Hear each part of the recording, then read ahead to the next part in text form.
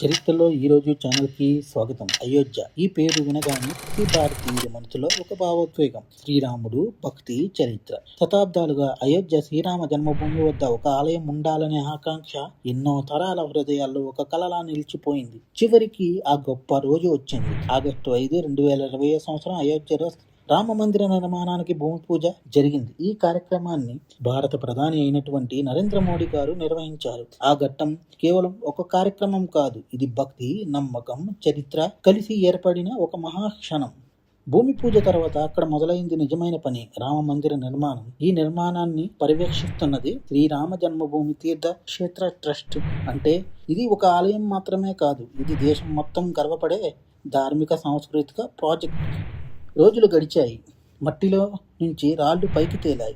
రాళ్లతో పాటు కోట్ల భక్తుల ప్రార్థనలు, కోట్ల హృదయాల ఆశలు, భారత సంస్కృతి గౌరవం అన్నీ ఒకే చోట చేరాయి. చివరికి జనవరి 22, 2024 రామమందిరం ప్రారంభోత్సవం ఇనాగ్రేషన్గా నిర్ణయించబడింది. ఆ రోజు అయోధ్యలో గంటలు మోగాయి, దీపాలు వెలిగాయి, భక్తుల హృదయాల్లో ఆనందం నిండింది. ఇది రామమందిర ప్రారంభం మాత్రమే కాదు, ఒక యుగాంతర క్షణం. ఒక భూమి పూజతో మొదలైన ప్రయాణం నిర్మాణంగా మారింది, ఆలయంగా నిలిచింది, కోట్ల హృదయాల్లో మెరుగైంది. రామ మందిరం అంటే ఇటుక కాదు, భక్తి, విశ్వాసం, భారత సంస్కృతికి గుర్తు.